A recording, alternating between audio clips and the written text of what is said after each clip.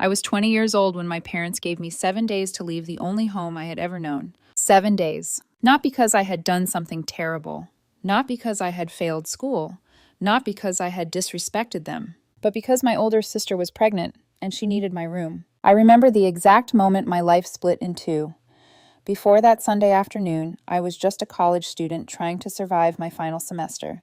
After that, I was a girl packing her childhood into 2 suitcases, while her parents measured the doorway to make sure a crib would fit. My name is Claire Morgan, and I used to believe family meant safety. I was wrong. When my mother sat me down at the kitchen table, coffee already poured, voices calm in that frighteningly polite way, I still thought this would be a discussion. It wasn't. It was a decision. Your sister needs support, my father said.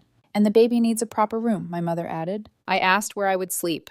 They looked at me like I was being unreasonable. I asked how much time I had. 1 week. My finals were 9 days away. 9. By the time my sister Lily arrived that Saturday, my room had already been painted pale yellow. My clothes were stacked in the garage. Her boyfriend carried in baby clothes and a crib. My mother cried happy tears. And I loaded everything I owned into my old Honda Civic. 3 nights later, I was sleeping in the back seat, shivering under a thin blanket, studying economics notes by parking lot lights. They missed my graduation. They were at Lily's baby shower instead. That was the week I stopped being someone's daughter, and the beginning of everything that followed. Before all of that happened, before the yellow paint, the crib, the parking lots, I was just a tired girl trying to finish school. My name is Claire Morgan. I was 20 in my final semester at community college, and my life was made of schedules and survival math. 4 days a week, I was on campus from 8 a.m. to 2 p.m. After that, most days weren't free. Tuesdays and Thursdays, I worked at a grocery store from 3 p.m. to 11 p.m., the kind of shift that leaves your feet numb and your mind floating. Weekends, I begged for extra hours because every paycheck felt like a life raft. My bank account never went above $300. Not because I was careless, because I wasn't. I didn't party. I didn't shop. I didn't even buy coffee unless it was from the break room machine that tasted like burnt plastic. I was trying to do what everyone said was the responsible path. Live at home, save what you can, finish school, start your life. I didn't realize my parents' version of start your life meant start it without them. Growing up, our house had always revolved around one person, my sister. Lily Morgan, 25, older than me by 5 years, was the kind of girl who always looked like she knew where she was going. Even as a teenager, she moved through life like she had a map, and the rest of us were just background. When Lily was 22, she moved out to live with her boyfriend, Hector Alvarez. She got a job doing administrative work at a law firm. She posted photos of brunch, new outfits, weekend trips. My mother would like every single one and comment heart emojis like she was Lily's biggest fan. Meanwhile, I stayed home, scrubbing dishes, folding laundry, working shifts, trying not to be a burden. My father, Doug Morgan, was 52, quiet, practical, the kind of man who thought emotions were inconveniences. My mother, Virginia Morgan, 49, was warmer on the surface, but her warmth always seemed to flow in one direction, toward Lily. The thing is, I didn't grow up thinking they were bad parents. They fed me. They kept a roof over my head. They didn't hit me. They didn't scream. But there's a kind of neglect that doesn't leave bruises. It leaves a hollow, like being spoken to only when something needs to be done. Like hearing "we're so proud of you" reserved for your sister. Like realizing your achievements are treated as expected. And Lily's were celebrated like miracles. So I kept my head down. I told myself, just finish, just graduate, then get out on your own terms. That spring semester was brutal. 2 major papers, 3 big exams, and a final that felt like it could decide whether I ever got to move forward.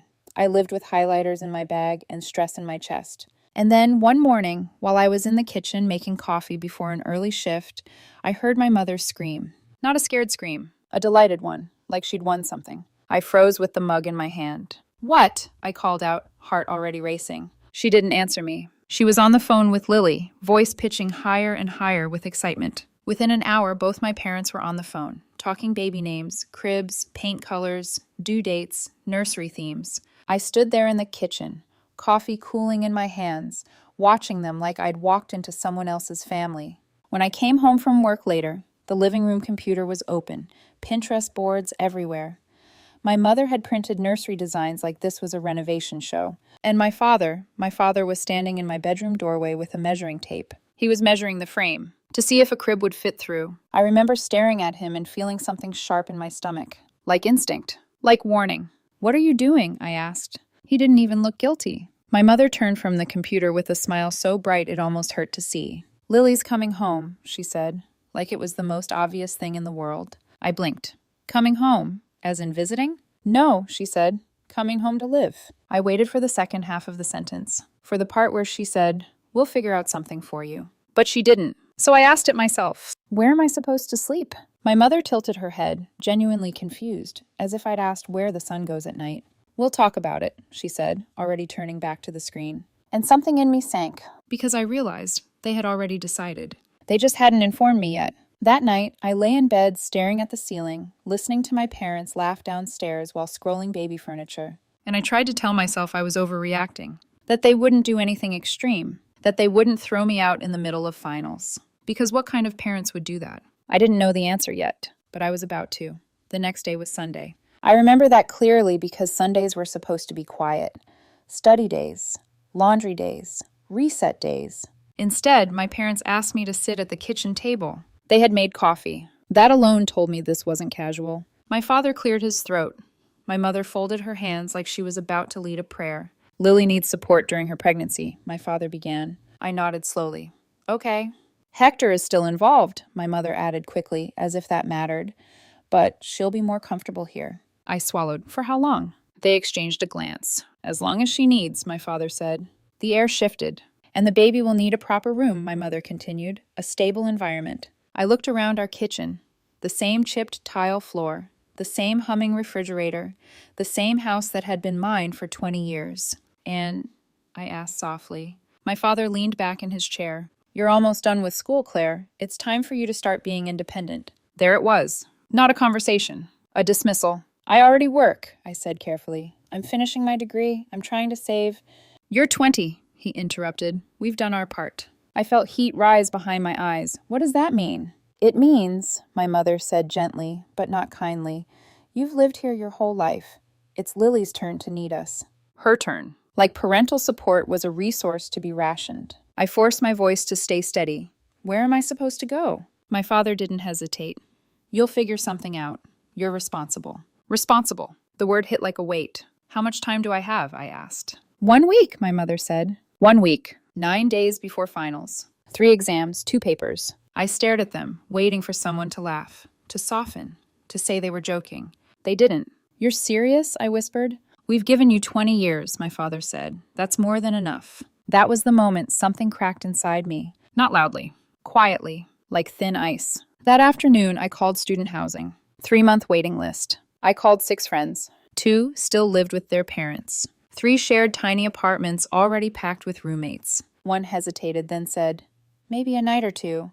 But my roommate wouldn't be okay with more." I sat in my car in this driveway after the last call ended, gripping the steering wheel so tightly my knuckles hurt. Then I went back inside. I couldn't find anything, I told them. "Can I stay until after finals, just 1 more week?" My mother didn't even look up from the nursery printouts. "No, Lily's moving in this weekend. She needs time to settle." "Before the baby comes," my father added. I almost laughed at the irony. Before the baby comes. As if that baby would be arriving tomorrow. As if my life wasn't already collapsing. I started packing on Tuesday. Not because I had somewhere to go, but because I understood something now. They weren't going to change their minds. I didn't own much. Clothes, books, my laptop, a few framed photos from high school, 2 suitcases, 3 boxes. Every time I folded a shirt, I kept thinking, if I don't pack fast enough, maybe they'll reconsider. They didn't. On Thursday night, I tried one last time. "Dad," I said quietly, standing in the hallway, "please, just until finals are over." He sighed like I was exhausting him. "You're being dramatic, Claire." Dramatic. My mother added, "You're making this harder than it needs to be." Harder than it needs to be. I went back to my room and shut the door. And for the first time in my life, I cried silently. Not loud. Not messy. Just tears sliding down into my pillow while I stared at walls that were no longer mine. Saturday morning, Lily arrived. She looked radiant, nervous but glowing. Hector carried boxes of baby clothes and a disassembled crib. 2 of Lily's friends followed behind with gifts. My room had already been painted soft yellow. The walls I'd stared at while studying were gone, covered in something pastel and cheerful. I had moved my boxes into the garage the night before. Lily saw me in the hallway. She hugged me.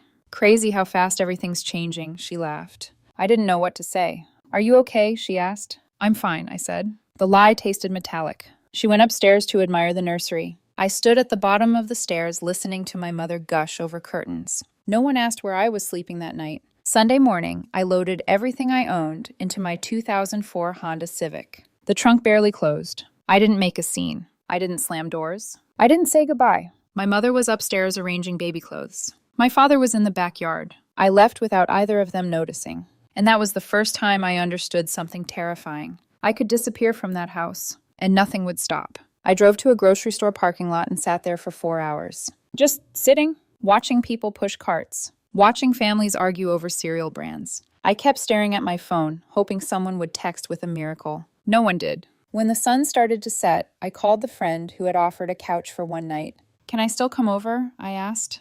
A pause. Okay. That night, I lay on her couch while her roommate glared at me like I was an inconvenience. And for the first time, I understood what it felt like to have nowhere that wanted you. Monday morning, I packed my car again. And that was when the real reality set in. Because couches don't last. Parking lots do. The first night I slept in my car, I told myself it was temporary. Just a few days. Just until I figured something out. I parked in the far back corner of the campus lot where fewer security lights reached. My Honda Civic wasn't built for sleeping. The back seat didn't fold down properly, and when I stretched out, my knees pressed against the door. It was May, but the nights were still cold. I had one blanket. I wrapped it around myself and tried to convince my body that this was camping, that this was some kind of character-building story I'd laugh about later. But every small noise felt amplified. A car door slamming somewhere. Footsteps echoing. Wind brushing against metal. I locked the doors 3 times. I didn't really sleep. I drifted in shallow, anxious fragments, waking every hour, heart racing, convinced someone was standing outside the window. At 5:30 a.m., I drove straight to the campus gym. I still had early morning access from a PE class I'd taken the previous semester. I showered quickly before anyone else arrived, keeping my toiletries in a small plastic bag like I was passing through. I avoided looking at myself in the mirror. By 8 a.m., I was in class. Notebook open, pen in hand, pretending I wasn't homeless. I did that for 3 nights. Study in the library. Sleep in the car. Shower before sunrise. Repeat. By the 3rd night, exhaustion stopped feeling sharp and started feeling heavy. My hands trembled when I held my pen. I reread the same paragraph in my economics textbook 5 times and still couldn't process it. On Thursday, a guy from my accounting class, Ryan Mitchell, looked at me across the table and frowned. "You okay?" he asked quietly. "You look rough." I tried to laugh. It came out thin. "Just tired." He didn't buy it. "Claire," he said gently, lowering his voice. "What's going on?" And maybe it was the lack of sleep. Maybe it was the weight of pretending. But the words slipped out. "I've been sleeping in my car." He blinked. "What?" My parents needed my room for my sister's baby. I shrugged like it wasn't catastrophic. "It's fine." It wasn't fine. He stared at me for a long second, then said, "My roommate just moved out." I looked up. "You could take the room. It's not great, but it's cheap." "How cheap?" I asked, already bracing. $200 a month. $200. I felt like someone had thrown me a rope. "I'll take it," I said immediately. That afternoon I moved in. The apartment was small and smelled faintly like mildew. There was a mattress on the floor and a door that locked. A door. That night, when I lay down, I didn't wake up every hour. I still felt hollow. But I wasn't afraid. Finals week passed in a blur. I don't remember the questions on my exams. I remember my hands shaking while I wrote. I remember feeling like my brain was moving through syrup. I remember gripping the edges of my desk to keep from crying. But I finished. And 2 weeks later, it was graduation. The ceremony was on a Saturday in late May. I wore a borrowed white dress under my gown. I curled my hair carefully that morning in the tiny bathroom of the apartment, sitting on the closed toilet lid because there wasn't enough space to stand comfortably. I kept checking my phone. No messages from my parents. "No, we're proud of you." "No, we'll be there." But a small part of me still believed they would show up. Because surely this mattered. When I walked across the stage and they called my name, the applause felt distant. I scanned the audience instinctively. Families were standing, cheering, taking photos, mothers waving, fathers shouting. I searched row by row. Nothing. No familiar faces. Just strangers celebrating their own daughters. I smiled for the camera anyway, because I refused to look broken. After the ceremony, I stepped outside and checked my phone. There was one notification, a Facebook alert. My mother had posted photos, not of me, of Lily, of pink decorations and balloons, of cupcakes shaped like baby bottles. Caption, celebrating our sweet grandson today. So blessed. The timestamp matched the exact time I'd walked across the stage. They hadn't just skipped my graduation. They had chosen her baby shower instead. I stood there in the parking lot holding my diploma, staring at that post until the screen blurred. Something inside me went very, very quiet. I didn't cry. I didn't call them. I just put my phone away. And that was the moment I understood. They hadn't just pushed me out of a room. They had removed me from their version of family. I didn't speak to them after that. Not when summer came. Not when I worked double shifts to afford rent. Not when I deleted them from social media. I kept moving, kept saving, kept building something that was mine. 2 years passed like that, and I thought the story was over, until my phone rang one afternoon with a number I didn't recognize. And my mother's voice said, "It's been too long. Lily's getting married. We want you there." As if nothing had ever happened. When my mother's voicemail ended, I didn't move for a long time. "It's been too long," she had said lightly. "Lily's getting married to Hector. We'd really love for you to be there. I hope you've moved past everything." Everything. Like being told to leave in 7 days was a minor misunderstanding.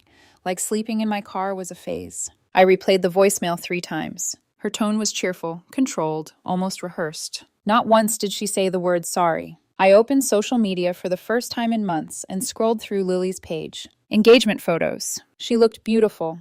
Soft smile, hand resting on Hector's chest. Oliver, now almost 2, in a tiny suit for a photo shoot. My parents were in several pictures, standing proudly beside them. Family dinners. Birthdays. Christmas mornings. 2 years of memories. None of them included me. Not even a mention. My throat tightened. I hadn't just been pushed out of the house. I had been erased. I called my mother back. She answered on the first ring. "Claire," she said brightly, "I'm so glad you called." Her voice sounded like nothing had ever fractured between us. "How are you?" she asked. "I'm fine," I replied. "I've missed you." I didn't respond to that. She filled the silence quickly. "Lily really wants you at the wedding. It would mean so much to her." "Why?" I asked quietly. A small pause. "Because you're her sister." I swallowed. "Do you remember kicking me out?" I asked. The line went still. I could almost hear her recalibrating. "You were an adult," she said carefully. "It was time for you to be independent." I was in finals. "You landed on your feet, didn't you?" she replied, as if that proved something. "We did what we thought was best for everyone." Everyone. Not me. I felt the old heat rising in my chest. But it wasn't explosive anymore. It was controlled. Cold. "I'm not coming to the wedding," I said. Her tone sharpened instantly. "Claire, don't be stubborn." "I'm done talking," I said, and hung up. She called back immediately. I didn't answer. A text came seconds later. "You're breaking Lily's heart." I stared at the screen. Then I blocked her number. 2 days later, Lily called. I almost didn't answer. But I did. Her voice was softer than our mother's. "Why won't you come?" she asked. There was no accusation in her tone, just confusion. I closed my eyes. "Do you know what happened when you moved back home?" She hesitated. "Mom said you wanted to move out," she replied. "She said you were excited to be independent." My stomach dropped. "That's what they told you?" "Yes, Claire, what are you talking about?" I gripped the phone harder. "I had 1 week to leave," I said quietly.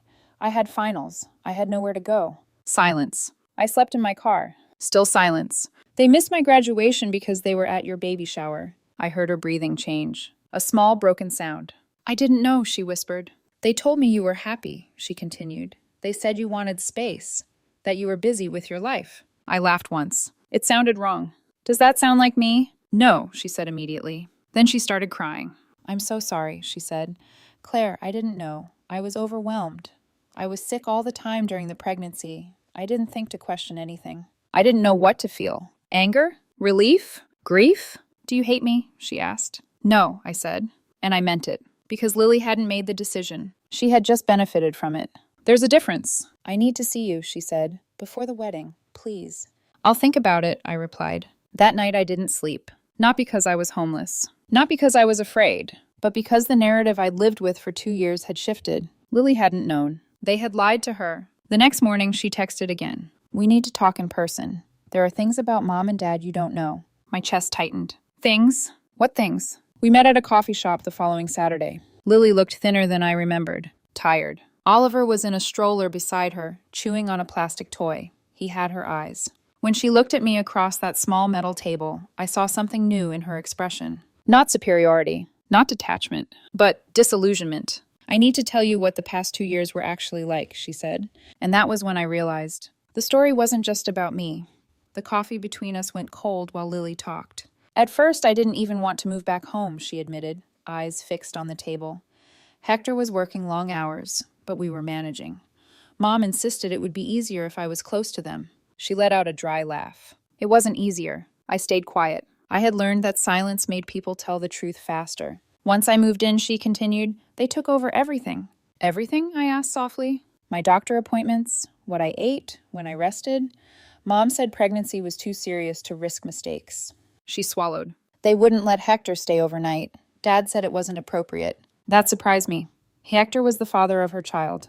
They said I needed supervision, Lily continued, like I was a teenager. I thought about my father's tone at the kitchen table. We've done our part. It wasn't generosity. It was control. When Oliver was born, she said quietly, Mom insisted on being in the delivery room.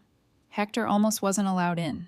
I blinked. What? She told the nurses she was my primary support person. Lily's voice cracked slightly. I was too exhausted to fight. I looked down at my hands. All those Facebook photos of smiling grandparents. I had assumed they were happy. I hadn't considered the possibility that Lily wasn't. It got worse after Oliver was born, she continued. Mom corrected everything. How I held him, how I fed him, when I let him nap.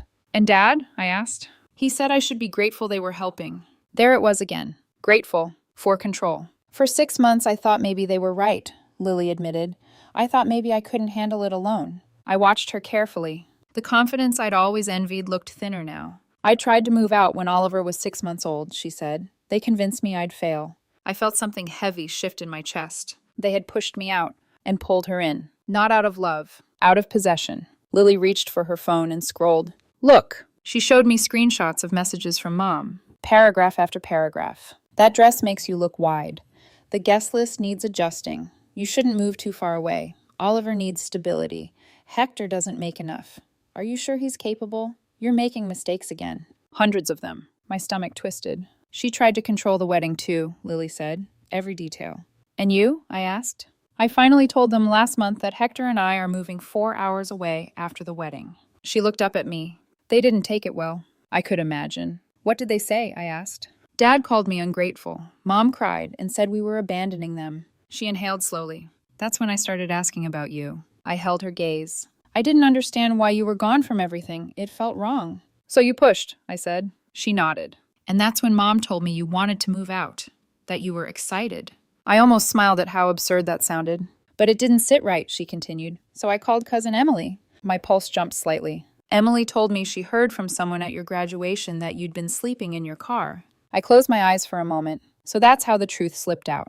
I confronted them, Lily said. And? They said it was complicated. That you'd made your own choices. Of course they did. They never once said they told you to leave, she whispered. The air between us felt thick. They lied to both of us, she said finally. I nodded slowly. Yes. We sat there for a long time in silence, Oliver babbling softly in the stroller. Then Lily looked at me again, and there was something different in her expression. Resolve. Will you come to the wedding? She asked. I leaned back slightly. Why would I?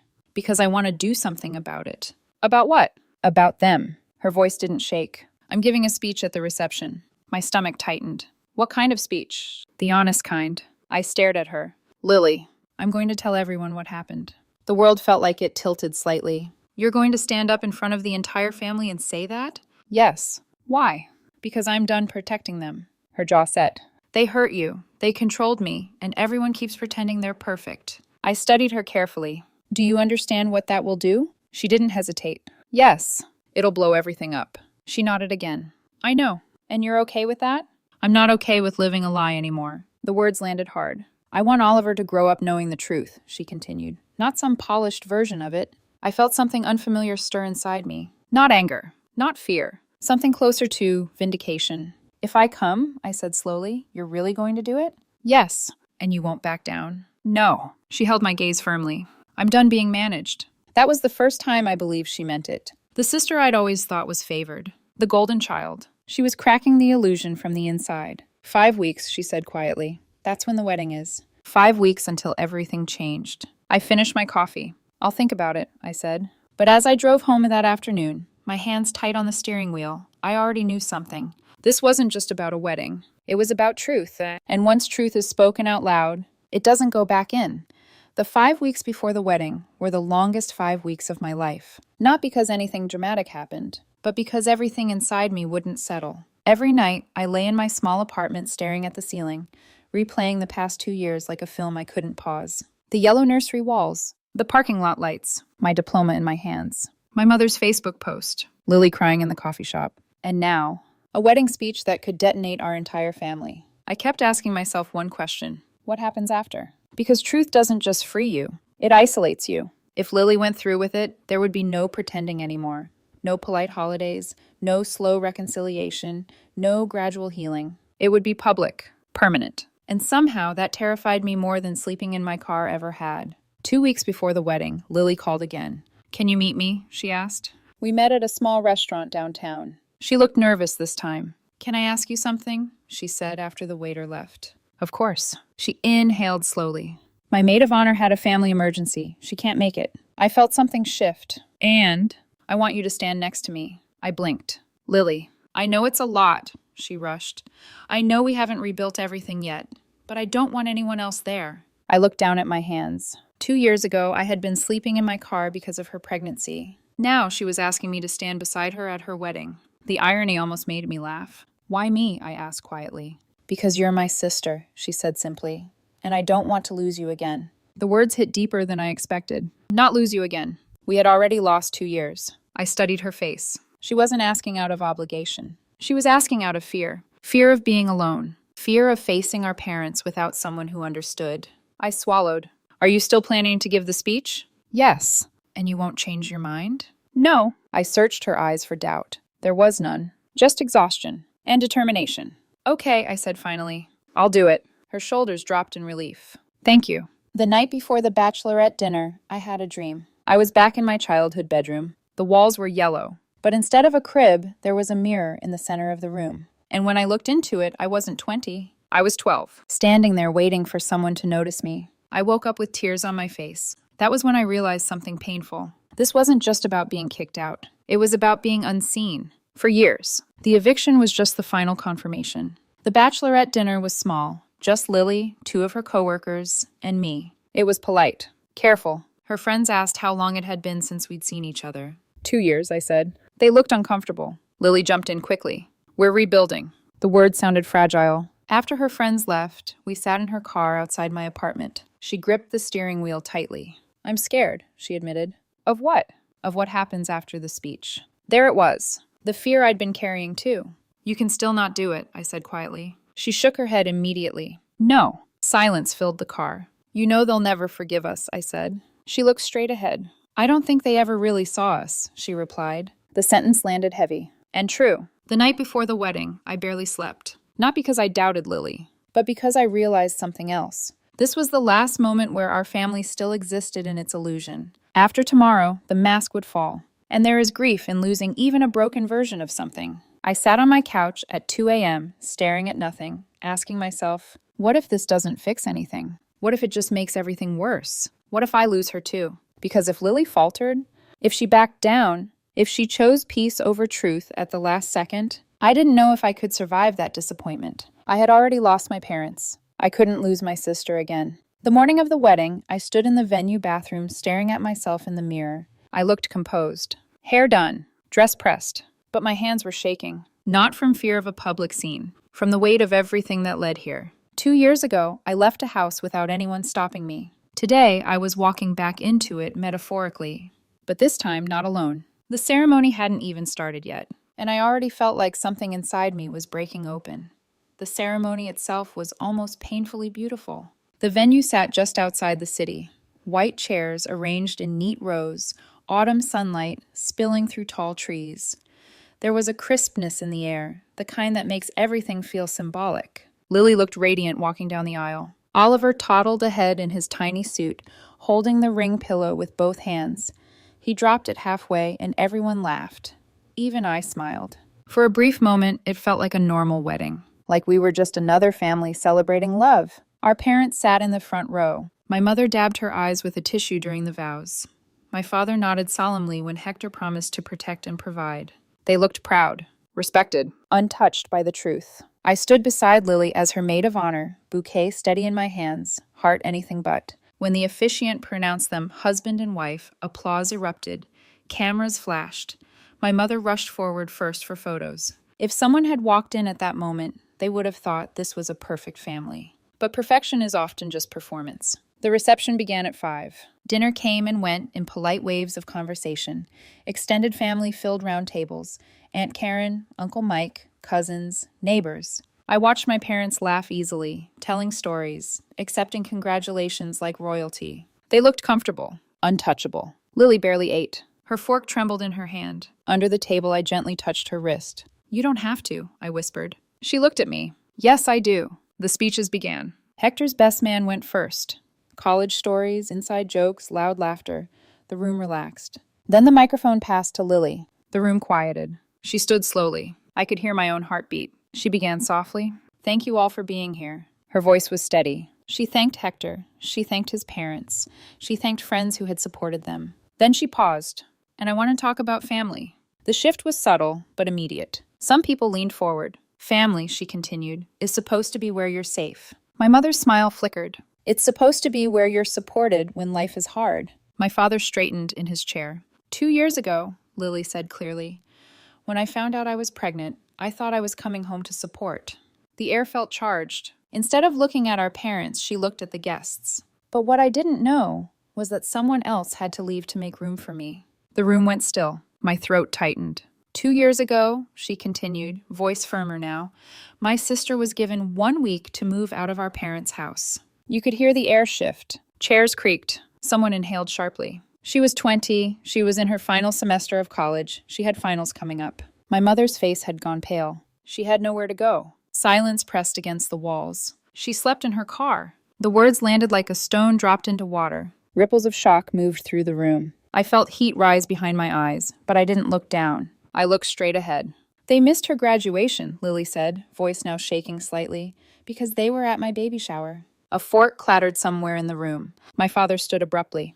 "That's enough," he said loudly. Lily didn't stop. "They told me she wanted to move out. They told me she was excited to be independent." She looked at me. They lied. The room was no longer quiet. Whispers, confused glances. My mother stood up too, tears spilling down her face, but not from sadness, from anger. "You are ruining your wedding," she hissed. Lily's grip tightened around the microphone. "No," she said clearly. "You did." Gasps. "She wasn't the only one you controlled," Lily continued.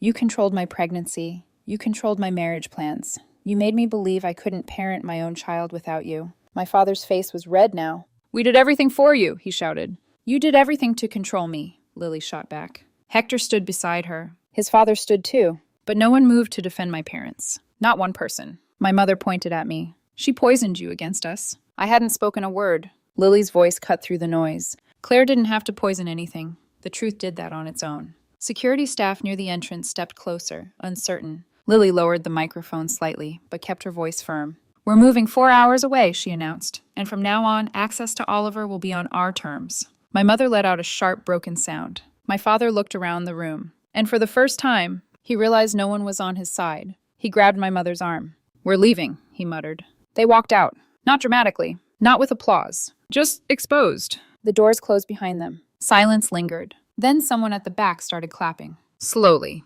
tentatively. Then another joined, and another, until the entire room was applauding. Not loudly, but deliberately. Lily sat down beside me. Her hands were shaking uncontrollably now. Hector wrapped an arm around her. I leaned closer. "You did it," I whispered. She exhaled shakily. "No," she said quietly. "We did." And in that moment, for the first time in my life, I didn't feel invisible. The applause faded, but the impact didn't. For the rest of the reception, the room felt different. Lighter, like something stale had been aired out.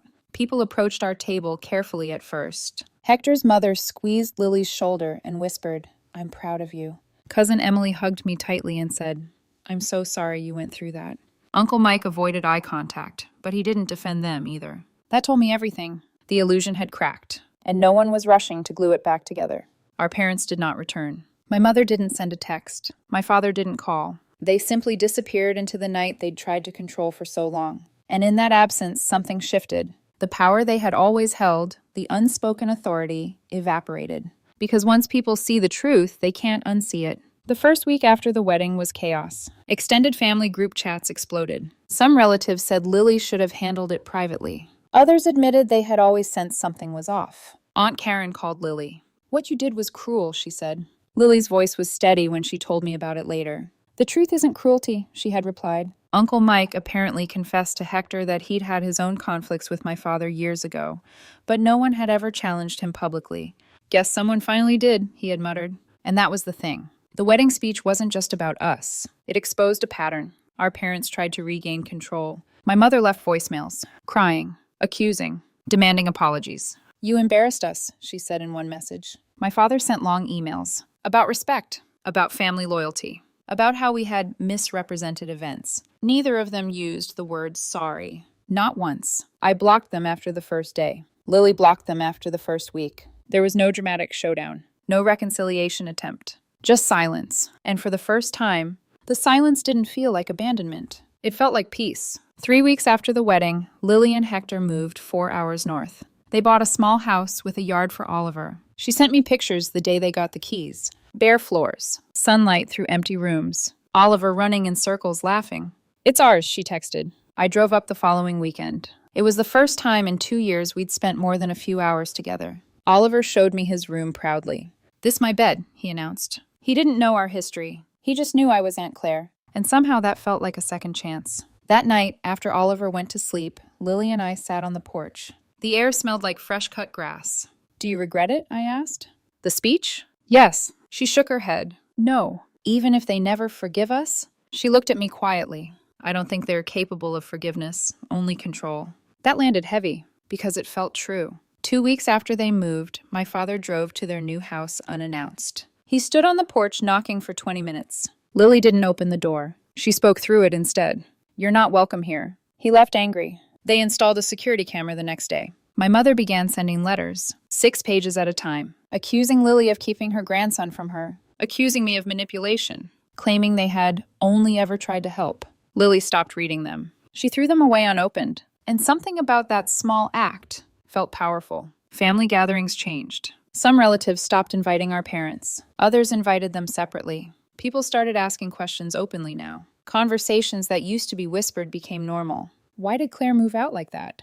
Why didn't we know? The narrative had shifted, and our parents no longer controlled it. As for me, I expected to feel triumph, closure, vindication. Instead, I felt something quieter. Relief. The kind that settles into your bones slowly. I went back to my apartment. Back to my bookkeeping work. Back to building my life. But now, I wasn't carrying the weight of secrecy anymore. The truth had been spoken. Out loud.